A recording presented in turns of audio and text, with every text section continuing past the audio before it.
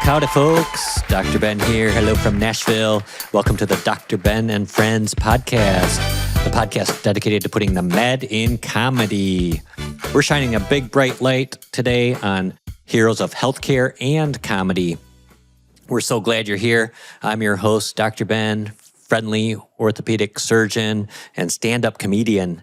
I replace joints for a living and also try to replace frowns with smiles and laughs on my podcast and my shows.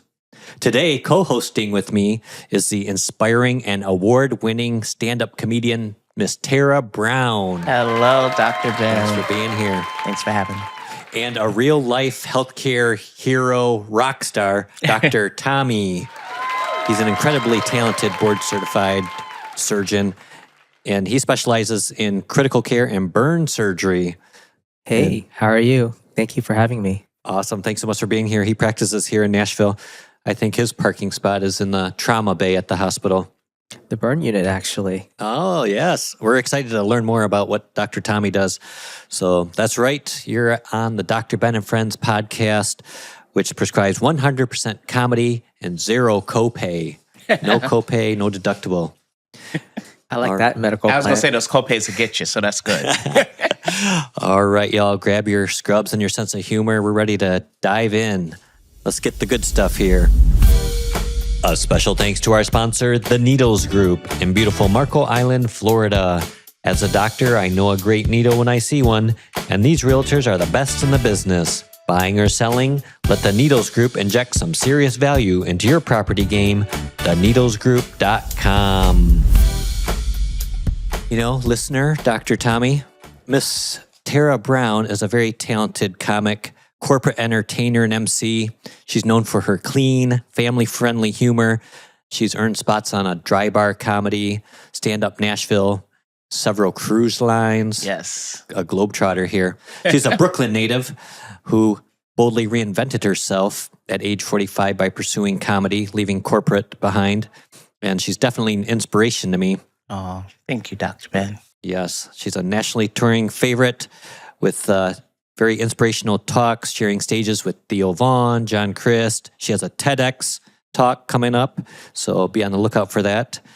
And welcome, Tara Brown. Thank you, Dr. Ben. Wow, it's just like, it's fun when you hear your bio being read, but it feels like your funeral. It's like, This isn't a eulogy. wow. But you know what? It's been fun. And like you said, I love that you mentioned that I reinvented myself at 45 years old because I'm a big fan of kind of making people realize that it's never too late to start something. So I started doing stand-up at 45 years Wow. old. So I'm a big, there's an expression that says, a new broom sweeps clean, but an old broom knows the corners. I So, like it. I like it. I'm out here representing for the old brooms. Yes, like me. Exactly. And I started even later than you, so you're giving me hope and There inspiration. you go. And I'm grateful that within a short period of time, I'm 50. I'll be 57 in a few weeks. And that's another thing that that weirds people out when I tell them about my age, because people don't like to talk about their age, but I'm proud of it. So I'm a proud woman of a certain age. But the things you read about me, when I look back, it's amazing that I've been able to achieve so much in 12 years' time. So I'm super grateful, very Wow. grateful. We're excited for the TEDx talk. I'm Can you give us really a little excited. preview? What is that about? Yes, my TEDx talk is so fun. It's called The Laughter Assignment, What Purple Lipstick Taught Me About Owning My Voice. So it's a combination of two things. When I was leaving, I used to live in Charlotte, North Carolina. I'm originally, as you said, from Brooklyn, New York. I lived in Charlotte, North Carolina for 20 years. And I attend this phenomenal church, the Park Church, which I'm still a member of. And the last Sunday I was leaving Charlotte, I went to church and my pastor called me to the altar to pray for me. And he said 5 words I will never forget. I'm sending you on assignment. So I'd never thought about comedy as an assignment. And so I really took that to heart and realized that this thing I do is an assignment. So I dubbed this the laughter assignment. So the other part of that is I love purple, and I bought this purple lipstick that I love so much. And I was having dinner with a friend and told her I was going to get some new headshots. And she said, I sure hope you're not going to wear that purple lipstick you like to wear so much. So it hurt my feelings a bit. Oh, But then I started realizing that, in life, we all have a version of a purple lipstick, something we want to do, but we're afraid of what other people say. So I encourage people to embrace your inner purple lipstick and live your life I love it. authentically you. So that's what the talk will be around. Okay. Yes. We're excited for that. Yes. Well, I see good. that you're wearing purple nail polish. I took purple. I Yeah. am true to purple. What's so funny? So the funniest thing about a TED Talk, you're preparing for. So mine is going to happen. It will air. It probably will be out by the time this podcast comes out, but I'm going to be taping it soon. And the funniest thing is you're preparing for it. You're memorizing it. So every day I'm doing this talk so I can get familiar with it. So yesterday I went to visit my hair stylist and I said, I need to run the talk by you. So I ran the talk by her. So I told her what I was going to wear. And she goes, don't wear so much purple that you're going to look like Barney. And I said, okay. But it was funny. So, yes, I'm very true to purple. I spared you all my purple lipstick today. Funny but I advice. gave you purple nails. What has purple, how has purple changed, and what does it mean to you now? It means for me to be bold. Like, it's okay to be different and to be bold and to be authentic and true to yourself. Because I think a lot of times we want to fit in places that are not good fits for us. One of the things I had to learn as a person who started stand up later in life, I don't fit in with a lot of things, and that's okay. I don't want to be around a bunch of 20-something-year-olds hanging out at the bar. I go to bed after comedy shows, you know what I mean? So I think what it means for me is live your life that feels authentic to you and be okay with that. And here's the thing. It takes a while to get there. Even as you're older, listen, we all deal with insecurities. We all deal with feelings of, wanting to fit in or wanting to be a part. But when you can get to that place where you're like, this is me and that's okay, it's a beautiful thing. It really is. Comfortable in your own skin. Yeah, comfortable in your own skin. And I'm not saying I've achieved it. Like, I've reached peak level comfortability. No, every day is something different, but I'm more comfortable now.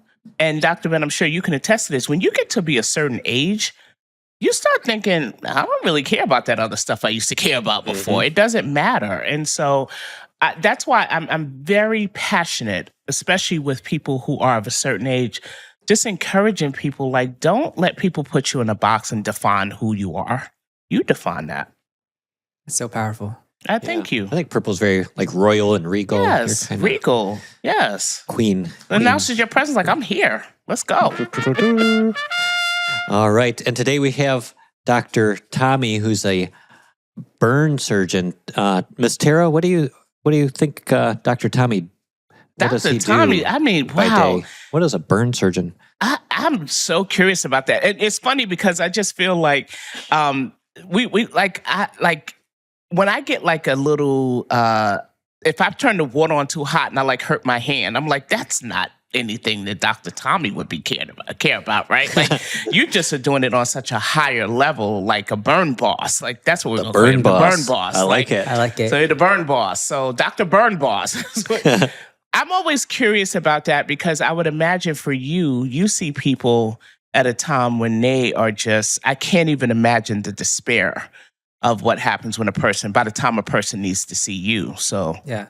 So I take care of burn survivors at all ages and from all aspects. So from the moment that they injure themselves all the way to patients who've gone years past their initial injuries with scars. Wow. So imagine you have a scald burn, just from a faucet that will heal itself most likely. So what what made you want to get into this line of work? Because it's so incredibly fascinating and such a specialized brand of medicine. How did you become the Dr. Burn Boss? Sure. I think that's a really interesting question. When I was a second year resident in general surgery, I was in the ICU in the midst of COVID, and everything shut down. I spent an extra year in the ICU, and that was also the year that our burn program started at the Okay. University of Arizona. And so Go Wildcats, right? go Wildcats. That's right. So I took care of burn patients, and this was when the program was in its infancy. So I got to spend a lot of time with them, 12 extra weeks actually. And so I got to, take care of patient A, patient B, patient C, and got them through the initial resuscitation, got them through their skin grafts, and then follow them up afterwards. And then after my third year, my fourth year, my fifth year, I came back as the chief, and I would see them again, not as the ICU resident, but as the chief on trauma Wow. and on plastics on another rotation. And then I would be doing their scar releases. And so these patients I formed really strong bonds with and relationships with. Yes. And it got me thinking that this was something that I really wanted to do. And when it came time for me to decide, well, what do I want to do with my life? And I never heard about burn surgery before because the field itself is really small. It was only about 300 people strong. Oh, wow.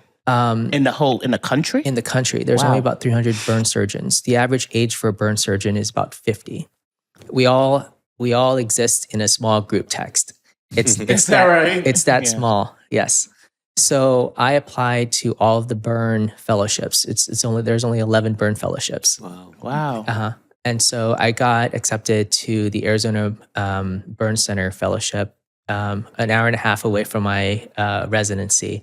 And during that year, I took care of about 6,000 odd patients. Wow. They take care of about 6,000 patients. They admit 1,400 patients.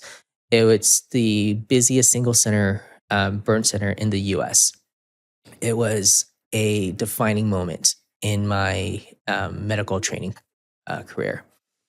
I saw patients from 1 day old that were burnt by a really hot diaper, Is that right? Mhm. Wow. to a 98-year-old that fell and had like an avulsion injury.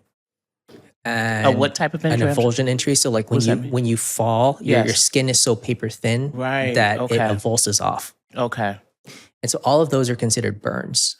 And 'Cause Dr. if- Tommy, can I interject for a second? Yeah. I would imagine for the 98-year-old, that has to be very delicate because you can only do but so much. Is that correct? Exactly. Right. And so each person has its own risk and challenges. Right. And you develop these goals for these patients. So what can you do for them? What are what's in your toolbox? So you think about it and then you work with the patients. So a 20-year-old who wants to comb her hair, who wants to get back to going to volleyball practice, you be a little bit more aggressive. Or a 60-year-old or 90-year-old who only wants to sit, you are less aggressive with. Right. And so you work with these patients, you become their friend, you're essentially their doctor for a year, 2 years, and you essentially become their advocate. And Yes. so that was the type of doctor that I wanted to be. And so I became a burn surgeon. You know, I before we started, I was talking to you and Dr. Ben. I have such a tremendous amount of respect for healthcare professionals. And I believe the doctor-patient relationship is so important. And you have to have such a trust with your doctor to get better health outcomes. I think that's always been my experience. I'm sure you've had many of these moments, but what is one of your most rewarding moments you've had as Dr. Byrne Boss? Yeah. So this was not the craziest story or the worst burn that I've had, but it's a story that's been shared before, and so there's no HIPAA in this, and so I'll gladly share it. There is a patient who's was a fentanyl survivor, and he subsequently had his house burned down a couple years later. Wow. And when he came to me, I took care of him. And knowing me, I'm a very joking person. I like to joke. Uh-oh, Dr. Ben, you might have an opener. Uh-oh. All right. Got some competition. So I come in and I look at his feet and I'm like, hey man, you're not going to be able to walk. And he said, I know I'm not going to be able to make my skydiving jump. And he's like, what do you mean you're not going to be able to make your skydiving jump? I'll jump for you. And wow. he took that literally. And so I said, okay, if you can't make your skydiving jump, I'll jump for you. I'll go skydiving for you. Wow. And I just kind of walked out the room because I've never skydived, but if he can't skydive, I'll skydive for him. It turns out he was a recovering addict. Okay. He organized year after year after year for recovering addicts. And this was his 4th year. His group is called Recovering Warriors. What is no more. I love that. 2 weeks later, I was jumping for him out of a plane. Wow. Yeah. How about that? So the hospital picked it up. The news picked it up. It was broadcasted across Nashville. And now he's walking from Nashville to Florida in an attempt to raise awareness for fentanyl survivors. Fantastic. Mhm. Absolutely. How scary was that? I bet if I did it, there'd probably be a hot diaper involved. I'm just saying. I do not like heights. There would be a hot diaper involved. It wasn't scary. Okay. I think it was very freeing. What was the most scary was me, was the landing, because I didn't want to break my hips and go to Dr. Ben. I get a hip replacement. It's not the fall, it's the landing. I know, it's the landing. Wow. But the fall was very freeing. It was just 2 minutes of just pure bliss. The sun was in the sun was in your face. My thighs were flapping in the breeze. It was so freeing. What do you hear? Just the wind? Just air? It was overwhelmingly very loud. Oh, okay. Wow. Yeah, but in the moment, I couldn't hear anything. How amazing. I was feeling my own heartbeat. My background, my professional background is in PR. So as you're telling the story, I'm like, please tell me the news got it. And then when you said you do news covered, I was like, yes. Yeah. That's awesome. What altitude was it? Out of curiosity, do you know how high you were? I don't know. I was just curious. Would you ever do it again? Yeah, we're doing it again in October. I love it. I love it. Yeah. That's awesome. Did you want to join? No, I don't think they have the harness tight enough. I don't trust it. If you do it, I'll be there. No, sir. I can tell you right now unequivocally, I would watch you do it and I would cheer you on. Okay. Not my milieu, as they say. I'm with you, Tara. Keep our boots on the ground. Exactly. So, listener, just by way of background, so Dr. Tommy did 4 years of undergrad to get a bachelor's degree, 4 years of medical school to get a medical degree, Wow. 5 years of surgery residency to become a general surgeon, then the extra training called a fellowship in burns. So I just kind of, for the listener and for ignorant orthopedic surgeons, can we talk briefly about burns and degrees of burns and treatment? And I just want to mention, people always tell me I need thicker skin because I'm easily offended. So I don't know if like skin grafting would help me be less offended. But what are degrees of burns?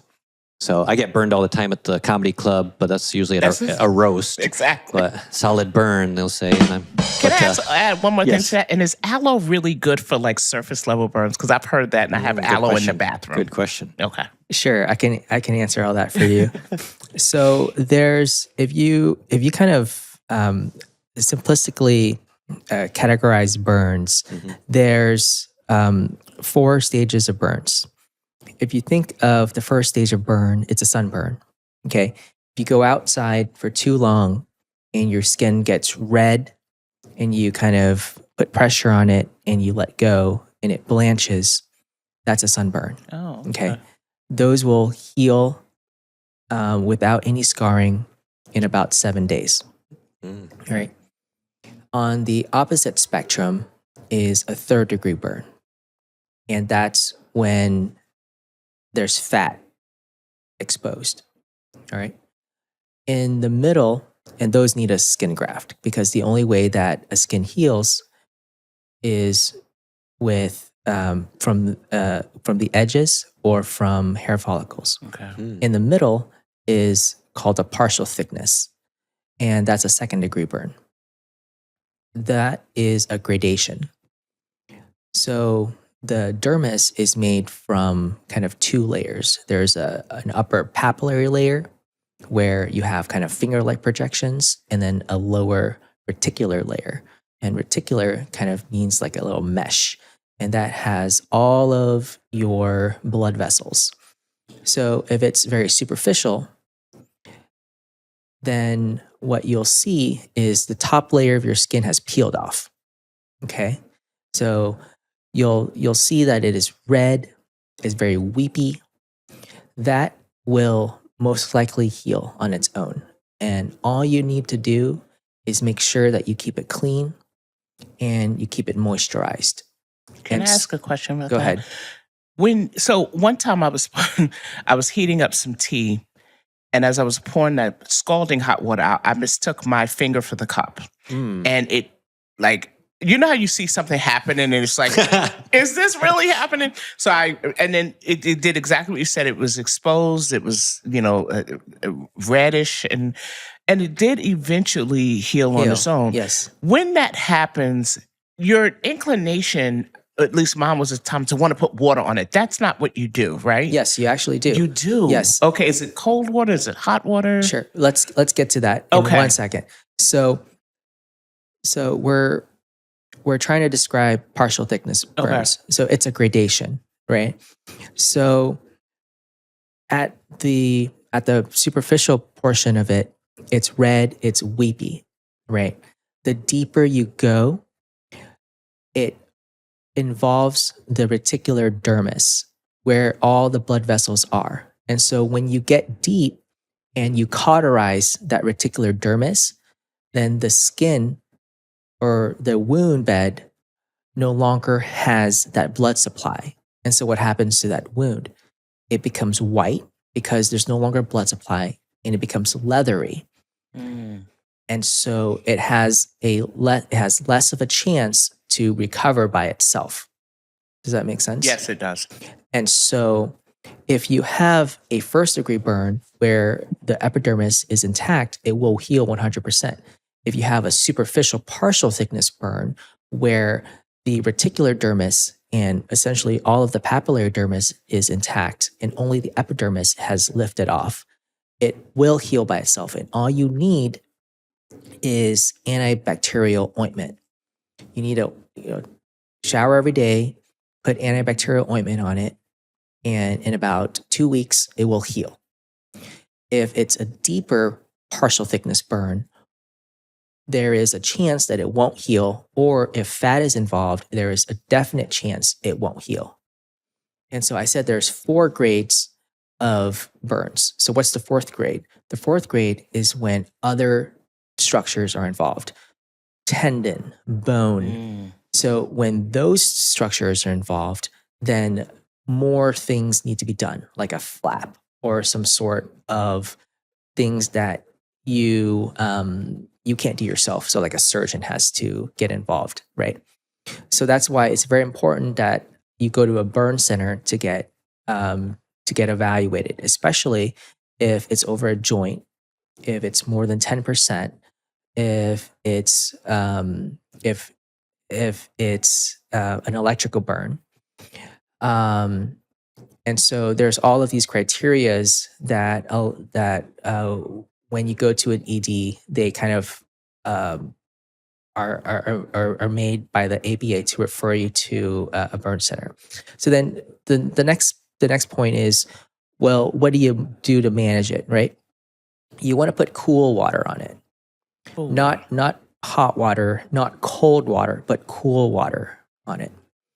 And then, do you pop the blisters? Ugh. I pop the blisters. You do? I do. I pop the blisters. So why do you pop? I would be too afraid, Dr. Dr. Blister Tommy. Popper. Yeah. I am such a wimp. I would be like, So- pop by yourself, please. So why do you pop the blisters? You pop the blisters because underneath the blisters is sterile initially, right? But over time, it loses its sterility. Bacteria can get underneath it, right? And you'd rather put antibacterial ointment on top directly on the wound, right? You've mentioned antibacterial ointment a couple of times. Does aloe qualify in that category? Because I got a big tube of aloe, and I really hate to throw it away. Sure. If I need to replace it with Sure. something different, I'd like to know. I only use moisturizer if it is in first degree burn. And that's what aloe is considered a moisturizer? Like the sunburn. Yeah, like a sunburn. Okay. If the top layer of your skin has fallen off or has been ripped off, you want to use antibacterial ointment. And why is that? Because you want to replace the function of the skin. So the skin does two things. The first thing that it does is it keeps things in. Mm-hmm. The next thing that it does is it keeps things out. So it keeps moisture in, right? That's why the skin gets oozy. That's why you lose fluid, right? You don't notice it because there's only a little bit of a surface area. Or if the surface area is greater than 20%, then you have massive fluid losses and you have to be in you have to be in the ICU. And then the second function is that it keeps bacteria out. And so you want to replace that function with topical antibiotic ointment. I would imagine, too, if you have underlying conditions, that would have an effect, too, on how quickly your skin would heal or recover. Is that correct? Correct. Okay. Yep. Now, I'm oversimplifying things, but I love your word, oversimplifying. I was like, Which is good for orthopedic surgeons and the and listener comedians who may don't not know be. better. Yeah. Yeah, exactly. and so when you have a burn, what you want to do is make sure that you are eating a lot of good protein. Interesting. Yeah. Okay. Listener. Okay. Yeah. Eat a lot of good protein, make sure that your sugars are under control, and that will help you heal much faster. I love that. Okay. And make sure that your wound bed is clean. Okay. I love this. Yep. This is so awesome. And so we've taken it from the initial injury, we've cleaned the wound, we've made sure that every single day we've cleaned it out, we've wrapped it, or we've showered every day, we've wrapped it. In about 2 weeks it should heal. And that's like the first degree burns and the superficial partial thickness burns. Everything else, those need to be looked at by a burn surgeon. This might seem like a silly question, and I apologize in advance if it is. Does every hospital have a burn unit, or do you need to go, like, if you know that like you just need to go straight, like, do not pass go, do not collect $200. I know I have to go to a burn unit. Should you go to a hospital. specialized center, or does every single hospital have a burn unit? So there are, I don't remember the exact number, but no, there are only, I'm going to get this number wrong. Let's fact check me. Okay. But in Tennessee, there's only 3 burn units. So there's one in Memphis and there's 2 in Nashville. Okay. In Georgia, I know that there's only 2 burn centers and they're both in Atlanta. And so we cover such a large area. Yeah. And so in my burn center, Patients in Southern Kentucky will get flown in. That's what I was wondering. Exactly. Yeah. Patients in like the boonies will get flown in, driven in by ambulance. That makes sense. And so it is a very a large area that we cover. So they should probably go to their nearest emergency room to be evaluated, and then they'd be transferred to a burn center if deemed necessary. All right, knock, knock, howdy, folks. Thank you, team. It's time now for Common Sense Healthcare Ads. This episode of the Dr. Ben and Friends podcast is brought to you by Allergy Annihilator Aerosol. Allergy Annihilator Aerosol. Spray away allergies like a superhero. One puff and pollen runs for cover. Side effects may include temporary invisibility to bees and addiction to capes.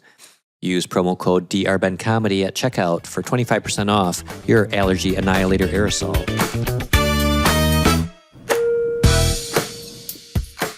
I was curious how you pop blisters. Is it like popping a balloon? Do you? I just get a piece of gauze and I just slide my finger across. Oh, okay. Yep. You don't jab it with a needle or anything.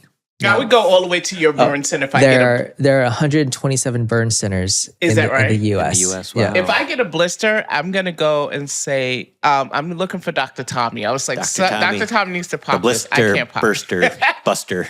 The burn father, burn the boss, burn boss, blister buster. Blister buster. That's fascinating, Dr. Tommy. Yeah, it is. I'm curious about the skin grafts. People hear about skin grafts, but how does that done? What different kinds are there? There's full thickness skin grafts. Yeah. How do you do that? How do you graft skin?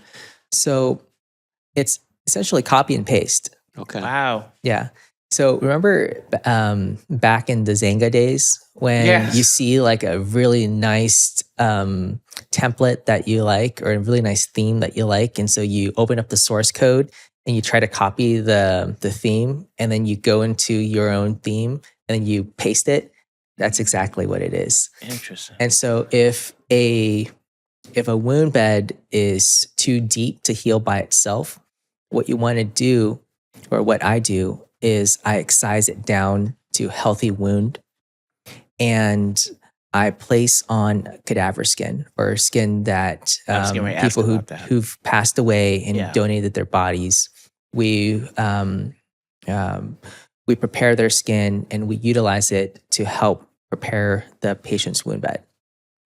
In about a week or so, we look at the patient's wound and we see if that wound bed is healthy, is vascularized, and if it is, we'll use skin from their own thighs, and we'll take it at about 8/1000ths of an inch.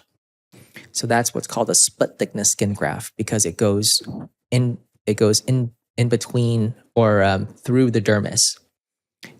That is then grafted onto their wound, and then we either glue it or staple it. And then in 2 weeks, both the donor and the wound heals. Interesting. Mm-hmm. In areas that are functional, like the finger, then what we'll do is we'll take a full thickness graft. We'll take skin from the groin or skin from the antecubital fossa and the elbow, and we'll utilize that to help with grafting, and that'll help prevent contracture. Do you ever take skin from the tuchus? For lack of a better word, you mean the butt? It's not a medical term. Yiddish. What's the medical term for the tuchus? Gluteal region. Gluteus maximus. We do, Okay. but very rarely is that ever the first place. Really, I would think it is because you can't really see it, and it would Maybe an seem like it's abundance really of- fleshy. Mhm. I don't know. Abundant supply of tissue. So the first place that I usually go is the lateral thigh. Okay. The reason why is rarely do people put pressure on it. Oh. So imagine if you stand, Yeah. there's no pressure on it. Right. Imagine if you sit, there's no pressure on it. Imagine if you lay down, there's no pressure on it. And then imagine if you sleep, there's 3 positions that you can sleep on without putting any pressure on it. Now, imagine if you put it on if you take skin from your butt, now now you can't sit. This Or is if you true. sit, you're sitting on awkward, your yeah. you're sitting on one cheek. Yeah. Or if you sleep, now you can only sleep on your sides, or you have to sleep on your belly. So it's not very Yeah. comfortable. See why everybody has the thing they're good at. See, that's why I wouldn't be good at this, Dr. Tommy. Because I'd go right Graft him for from the I'd go right for the tuchus. And see, that would be wrong. Now, if you prefer the tuchus, I'm happy to take it from the tuchus. No. It's a Control C, Control V. You know, I copy and I paste. So I'm happy to copy from the tuchus and If paste you it think- anywhere you want. If you think tuchus is bad, I trust you, Dr. Tommy. One of the most interesting things I've ever done is there was a gentleman with a very large burn, and the only other place that we could have taken skin was over his tattoo. Oh. And so I actually copied a tattoo and placed it over an area that didn't have a tattoo. Oh, wow. Yeah. So I'm sure he appreciated that too, right? Yeah. Tattoo transfer. yeah, it was a tattoo transfer. And then there was another gentleman who got burnt over a tattoo, and I removed that tattoo because he burnt underneath the tattoo. Yeah, from what I hear, tattoo removal is painful. So it's like you got a twofer there. Yeah. Yeah. I'll ask you an interesting question.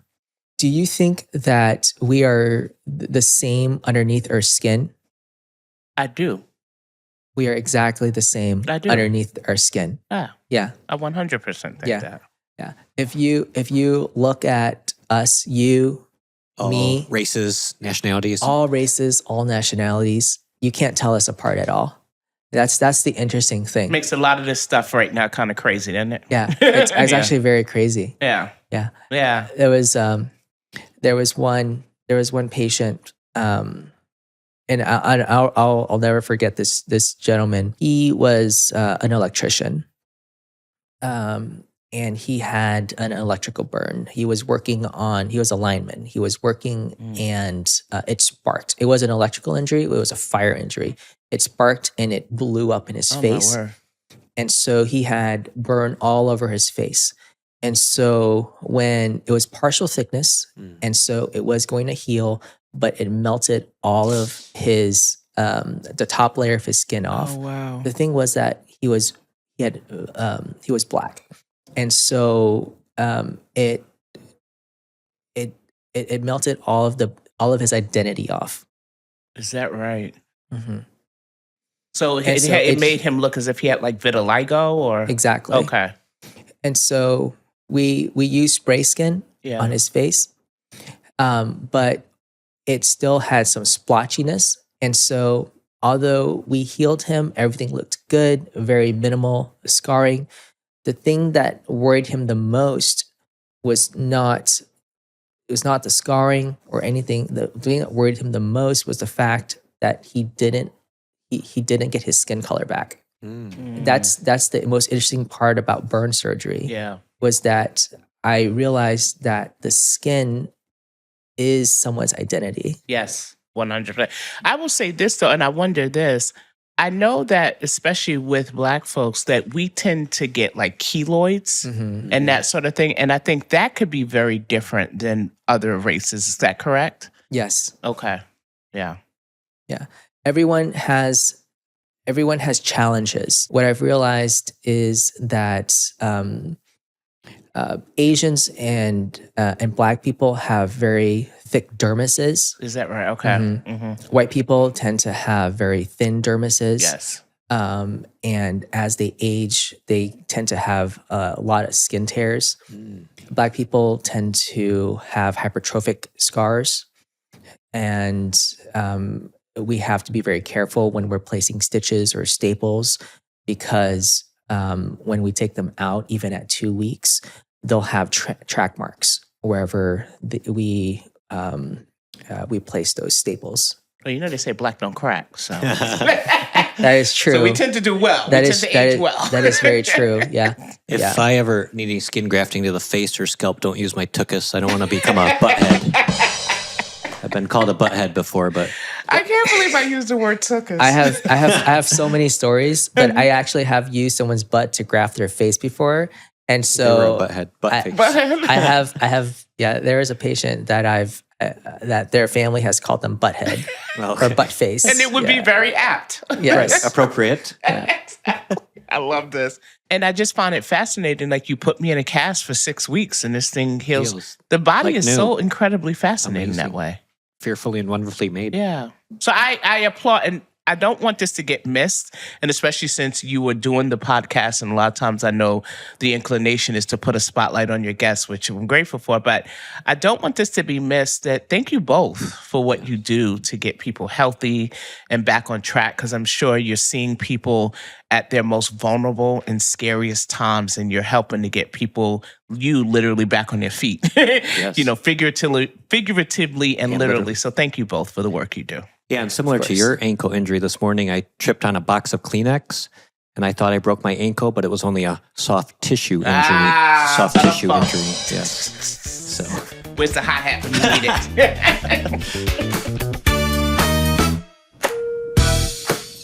So, now that I'm fresh off surgery, I think it is time for me to read our next ad, which is brought to you by the Miracle Migraine Meltaways. wow. Tired of headaches ruining your day? Try one of these and watch your pain vanish faster than your New Year's resolutions. That's fast. Which we all know they last until January 2nd. Side effects may include spontaneous breakdancing, and we urge you to yodel. Do you know how to yodel, Dr. Tommy? You don't? Okay. I'm telling you, you take Miracle Migraine Meltaways, you're going to yodel, my friend. Ask your doctor if you're allergic to fun. If you are, then you can't take Miracle Migraine Meltaways. The rest of us, we can. We're not allergic to fun. We're not allergic to fun. We put the fun in funny. Now, can you break dance or yodel? No. My breakdancing days left me 30 years ago. If I ever had them. All right, Dr. Tommy, I'm curious to hear what role technology has played in your field, and where you think technological advances will help us, and any role for artificial intelligence and burn treatment and care. That's actually a really good question. My chief talk in 2022 was artificial intelligence and burn surgery. There's a lot of technology in the burn space, and there's a lot of artificial intelligence in the burn space. There's multiple companies right now trying to use cameras with different wavelengths to try to, one, accurately determine the depth of burns without excising it. They're on the NASDAQ. They're trying to get FDA approval. So that's one space. So with that space, that can then kind of connect to teleburn.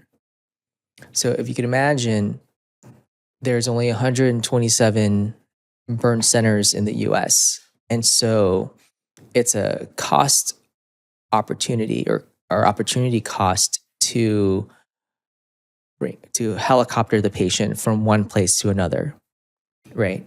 To helicopter the patient from, or drive the patient from Alaska to Washington, or from Southern Kentucky to Nashville. And then how is the patient going to get back? 4 hours, right? That's a lot of money. And who's going to pay that $90,000 helicopter ride? I once sat down with the patient and asked, "How did you get here?" And she said, "I had the best helicopter ride ever, and they couldn't drive me, so they just sat me in the passenger seat of the helicopter, and I came here." And I said, "Are you serious?" She said, "Yeah, it was like a 45-minute helicopter ride. They sat me in the passenger seat. I don't think they had a ambulance for me." Oh, wow. And I said, "How much does it cost?" And I chat GPT'd it. It's $137,000. Wow. Who's going to pay it? Aren't there companies like Life Flight, and is it Life Flight? Dude, is that a charitable thing? I'm not really familiar. I'm not sure. Okay. But the thing I is, don't know they do that. But the thing is that who's going to pay for all this? Right. And so it's a huge opportunity cost. And so once we can accurately figure out how deep these are, and then it goes to how can we get burn surgeons to all of these patients. And so it goes from I don't need to see you overnight to I can see you the next morning. I mean, these patients still need to go to a burn surgeon, but it becomes an emergency to an urgency. You make a good point. If you have, from what you described, let's say on a 3rd-degree level burn, is time of the essence for someone to get to you, or will it always be what it is? You know what I mean? Like you're just if they get to you quicker, is there something you can do to make it less horrible, if that makes sense? Or once it's at 3rd degree, it will always be at 3rd degree? Sure, that's a good question. So there's a burn has 3 different zones. Specifically for a flame burn, there's a zone of necrosis, which is kind of the middle portion. It's a zone where if the tissue is dead, it's not going to come back, no matter what you do to it. Okay. And on the other hand, it's a zone of hyperemia.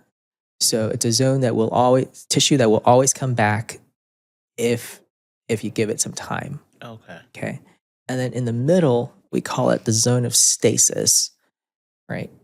So depending on what you do to it, it will come back or it may not come back, okay? So the role of a burn surgeon is to evaluate that wound and say, okay, this patient needs this. This patient may need that, and change the zone of stasis to the zone of hyperemia and allow it to not die. That's the whole point of the first 24 to 48 hours. It's so fascinating. So there is time sensitivity. Yes. Plus, they're potentially losing a lot of moisture, so they need that replenished. Yeah. Depending on how much surface area, and so it is time sensitive. Yeah. Okay. And so it's always nice to have a burn surgeon look at it within, the first the first several hours. Okay. And so what Teleburn does, I may be giving this, this consult away, but what having a burn surgeon does even faster is I see it, I tell you what to do, you get it started, right? And then when it arrives to me, it's the process is already in motion. Whereas if you're getting it sent to me, how fast does an ambulance ride take? However fast the ambulance goes. How fast does a helicopter ride take? However fast the helicopter goes. So you're losing hours. And sometimes that communication is never there, right? You have this app where you're like, hey, you have a 50% burn, you're reading it, and then all of a sudden it comes, but the burn is only 15%.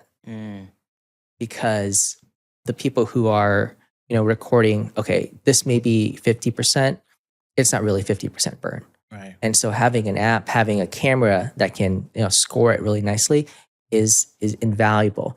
And the technology is already there. You have a phone. Right. Right. You have a phone that has LiDAR, right? This phone actually can do a lot. It's just that the software is not up to date. Got it. Yeah. Okay. Because you can actually build custom orthotics with this phone already. Is that right? Okay. You can. Wow. Yes. Because it makes money. Yeah.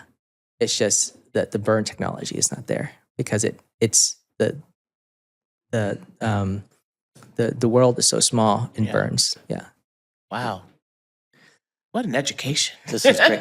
Dr. Tommy, any like public service announcement or for the listener as far as for burns in general, some safety tips or what to do if they burn themselves or avoiding burns?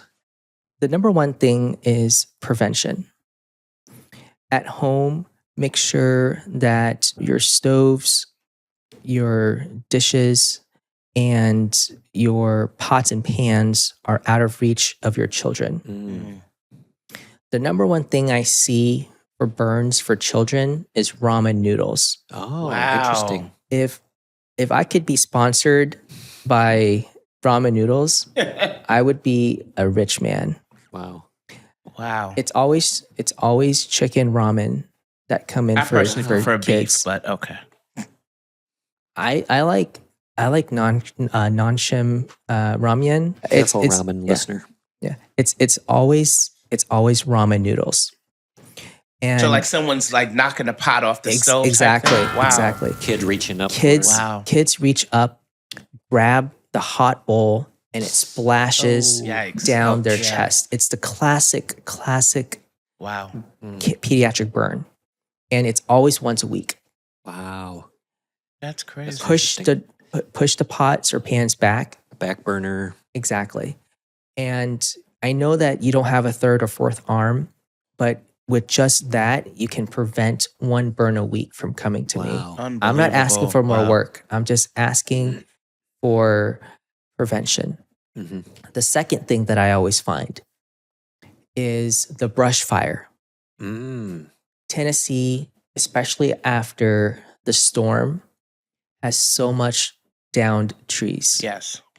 And so what I find is that,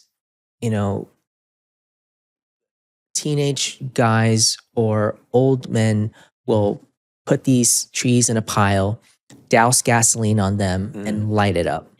Listener. But the thing is, they wear these really baggy pants, and they don't realize that that the gasoline evaporates, or they get a little bit of that gasoline on their pants, Oh, wow. and then it burns them, and Oh, wow.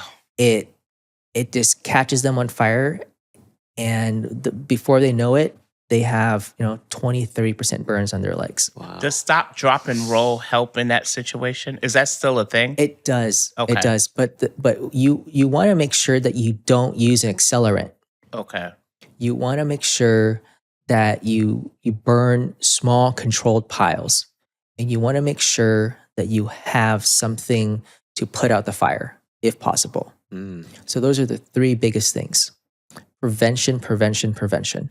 Going back to the home, do you recommend? I've seen people have fire extinguishers in the home. Is that? I would imagine that would be a good thing Yes. to have, right? I have 2 fire extinguishers in my house. I have a CO2 detector in my house. I'm not asking for you to not do things. I'm asking you to be prepared and to be vigilant. As they say, out to prevention beats a pound to cure. Exactly. Yes. That's what I was thinking. This is Good good adage. information.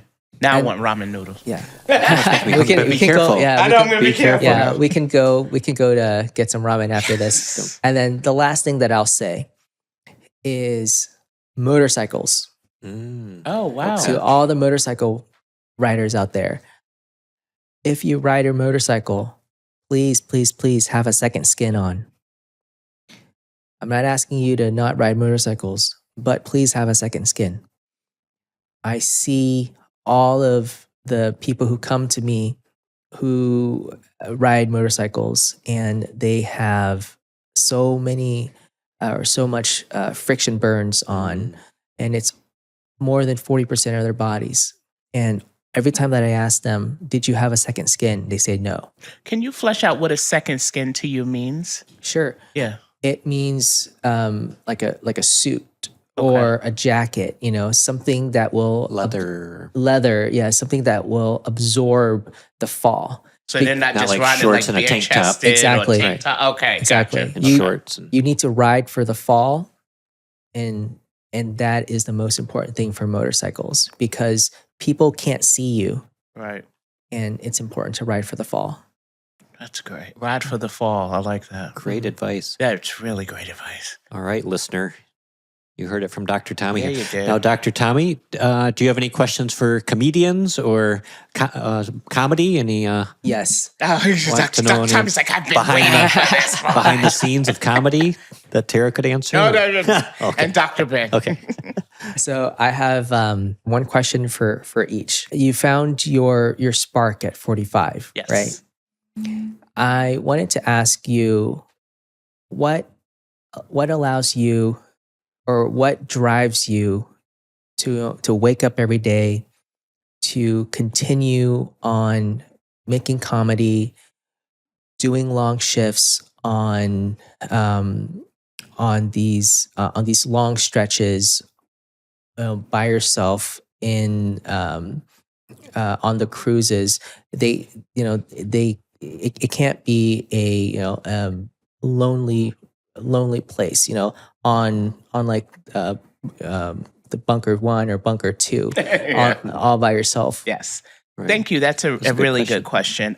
I'm glad you said that it can be lonely, because I think a lot of times, especially on social media, you see people's highlight reels, right? Like, Mhm. this was great. I was great. They had a parade for me after the show. Like, you see all of the good stuff, but people don't see the stuff that goes behind it, right? Mhm. The traveling, especially if you're a road comic, you're on the road all the time and everything's not great. And all the shows won't be great. Like, one time I had a show and I was like, this is fantastic. I did the same exact material at another show. I was like, crickets. So it's just like the ability to have both short-term and long-term memory with comedy is very important, because otherwise it'll drive you crazy.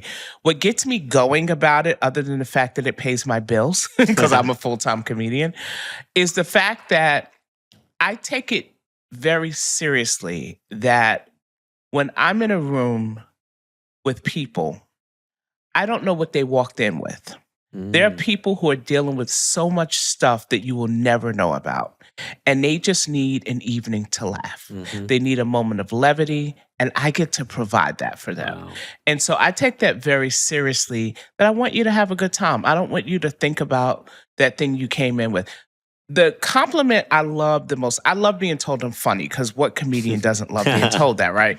But the compliment that gets me in all the feels and will always make me feel great is when people say, I related to that. Oh. You're so relatable. That one time a woman told me after the show, she said, girl, you need to get Depends to sponsor you, because I just almost went through my Depends last week. Wow. I was like, that's going in the That's- EPK, But so that feeling of connection with people who needed just to laugh, or needed to just have a break, or just needed to get someone to say, I see you and you're not crazy, because I go through that same thing too.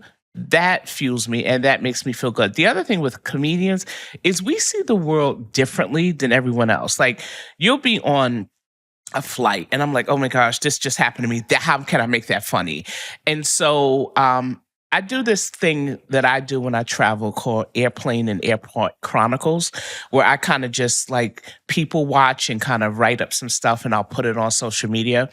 And depending on the reaction it gets, I said, okay, people laughed at that. I can make a joke out of that. So like I'm working on something now, because when I put it up on Facebook, people responded. I said, okay, so I have something here. So your mind works a little bit differently than everyone else. But at the end of the day, I took the long way to answer your question. It's that feeling of connection and feeling of wanting people to just have a lighter moment and just know it's going to be okay. I don't know what you walked in here with, but for these next 90 minutes or so that we're together, we're going to laugh. We're going to have a good time. Love it.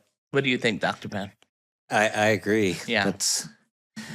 And you have to kind of put everything that's going on in your life aside, and you're Yes. here to give them what they came here for, and that's I'm sorry to cut across, but you Yes. just reminded me of something. I will never forget this. When I was in Charlotte at the Comedy Zone, I was about to go on stage. They were getting ready to call my name, and I got a text from my cousin that said they had just declared my aunt brain dead. oh And literally 30 seconds after I found out, I had to go on stage and make people laugh. mm, So you're right. I had to push my stuff down wow. and then deal with that when I got off stage.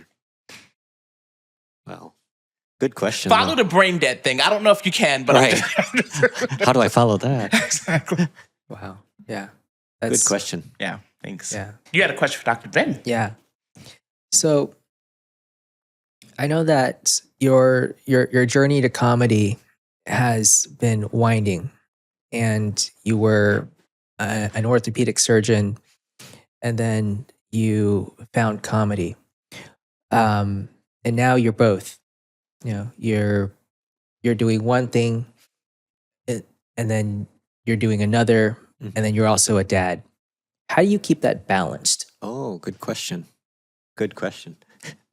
Because all three are very time consuming. And so, and for right now, I'm identifying more as a surgeon than a comedian because I feel like people are more receptive to a surgeon trying comedy than they would be a comedian trying surgery. But I'm finding that it can be challenging because all three roles are time consuming, and I have a very understanding family that realize that all three are very time consuming. But you just have to prioritize family, and God, family, country are my priorities, and work and surgery and comedy are important to me, but not the most important things. So it's just trying to find that work-life balance can be a little tricky, especially comedy can be as time-consuming as you want it to be. So you just have to be cautious and not. You could be at open mic every night if you wanted, working on material late at night, and so I tend not to do that. And then you could be booking shows many nights and many weekends, and so you just have to kind of say, well, family's a priority to me, and so I'm not going to be out every night after a long day of work and never be home. So you just really have to tailor your schedule. And so I'm glad. I don't know if I found comedy. I think comedy found me, but we seem to be getting along okay so far. But it is a very long and winding road, and you just have to. I'm grateful for everything that's happened so far, and so it's been a fun journey. But yeah, it all started with just some dad jokes at the hospital, and then I'm performing at medical staff meetings where the doctors get together, and then open mic, and then shows at clubs. So we'll see where it goes. That's awesome. And comedy is very time consuming. And, Mm-hmm. there's so many people. I was just messaging with someone yesterday, a comic who I realized I hadn't seen a while, post about shows in a while. And I checked in with them and I said, hey, how's it going? And they told me I had to take a step back. And that happens more often than you think. So this is a grind. It's a lot of work. And I think one a line that bugs me when I hear people say things like, "Oh, so and so's doing comedy. That means I can do it." I'm like, "You think you can?" But it's a lot of work. It takes a lot of time. You're constantly learning, and everyone does. And and I'm sure you know this. You've experienced this, Dr. Ben. You learn something about yourself at every performance. So you're never finished learning with this thing. I don't care how long you've been doing it. It's always a learning process. And folks like Tara and other professionals make it look easy. But I encourage listeners, if they think they're funny and it looks easy, to try an open mic and try to stand in front of people for 4 minutes with a microphone and tell jokes and make them laugh. And I think you'll have a new appreciation for how easy it actually isn't. Exactly. How quote unquote easy it is, right? Yeah. Easy. Yeah. So. And then there are different conditions, like just a lot of different things. You may, sometimes you'll have a friendly audience. Sometimes you'll have people who have been drinking too much and want to heckle you. And just, there's so many variables to this thing. I remember when I first started out, my background is in PR. So every time I would travel for my job, I would always find an open mic in the city I was going to be in. And I was in Atlanta once. And I remember getting on an open mic in Atlanta, and the guy running it said something to me that I never forgot. He said, people will want to put you on shows for different reasons. Maybe they needed a woman on the show. Maybe they needed a Black woman. It's not necessarily that you were always the funniest.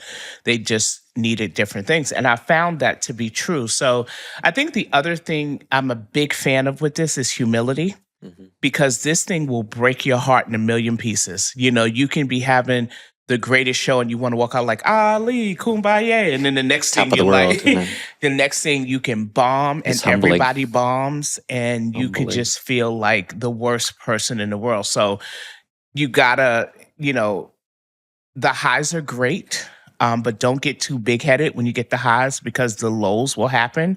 And so the same way you can't just beat yourself up when the lows happen, just manage the highs and just, have a good balance with it all. But Dr. Tommy said blacks and Asians have thick skin. We do have thick skin, but it still hurts. Still hurts. I was on a ship once, and some of the ships, they pair you with another comic. And I just couldn't connect with the crowd. I couldn't. And they just weren't into me. The other guy was killing it. It was to the point I didn't even want to be seen. Like, I didn't want to go eat. Like, I was like, those 3 almonds I ate at 3:00, they'll hold me till tomorrow. Like, you know what I mean? But then I had to remember, I'm good at this. I know what I'm doing. It's okay. This show does not define me. I have another show. You know what I mean? So it's about perspective and just, again, not getting too high with the highs, but definitely not getting too low with the lows. And keeping at it. Because one of the things that's so true about comedy is they say, how do you get better? Stage time, stage time, stage time. So the more you're on stages, the more you get better. When I first started doing comedy, I told all my jokes like this because I was so scared and I just wanted to get up there and I didn't want people to look at me and I was talking so fast. I'm like a New Yorker and we talk like this.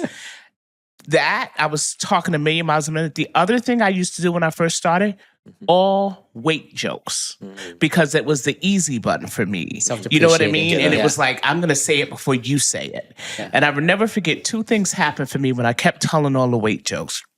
I told one weight joke too many, and the lady in the audience looked at me like she pitied me, and I was like, I wasn't going for that. And another time, my mom was in the audience, and afterwards, she very sweetly said to me, she goes, I don't like that you do so many weight jokes. And it broke my heart to hear her say that. And then I realized, I'm like, I'm funny. I don't need that crutch. You know what I mean? But it was a defense mechanism for me. And then when I stopped doing that, it got better. The other piece of it is you find your voice. When you first start doing comedy, you don't know who you are. You just throwing a bunch of stuff at the wall to see if it sticks. But there's a point, and for me, and I feel like it happens when you start doing comedy at around the 5-year mark, some people say the 10-year mark, where you find who you are and you find your voice. For me, the voice I found was being a woman of a certain age. Because when I started telling jokes about being this age, that's when I resonated with people. And they're like, oh my gosh, I get that. I can relate to that, or workplace humor, same thing with you with medical. So when you find your voice, that's when you're like, okay, this is making sense. It's clicking. I like it. I think it's interesting that in some fantasy football leagues, the person that loses a league has to get a tattoo or something like that. Is that right? And some of them, whoever loses the league has to do stand-up comedy. This is true. So that's the punishment. That's how terrifying it is, listener. In Wow. some fantasy football leagues, I hadn't heard the that. loser That's has to do stand-up comedy. That's how terrifying it is to a lot of people. So, all right. Well, we're post-op here, folks. Surgery's complete. Dr. Ben and friends from the heart of Nashville. We love celebrating healthcare heroes and comic pros. Remember, we can be serious in surgery, but some of us are seriously funny. So if you love celebrating comics and healthcare heroes, join the Dr. Ben and Friends team and hit that subscribe button. YouTube, Spotify, Apple, Amazon, wherever you get your podcasts. Your word of mouth is our best support. Tell a friend, tell a doctor, a nurse. We'd love to hear from you. We'd love to hear your favorite joke. And then Dr. Tara Brown, where can our listener find you? I am available on all socials at Tara Brown Comedy. I also do a newsletter, and if you want to sign up for that, I'm at tarabrown.comedy.com. I would love to have you. All right, thank you. Make sure to give her a follow. Please. And Dr. Tommy? I'm available on all socials at Tommy Tran MD. Thank you. Tommy Tram MD, all right. Dr. Ben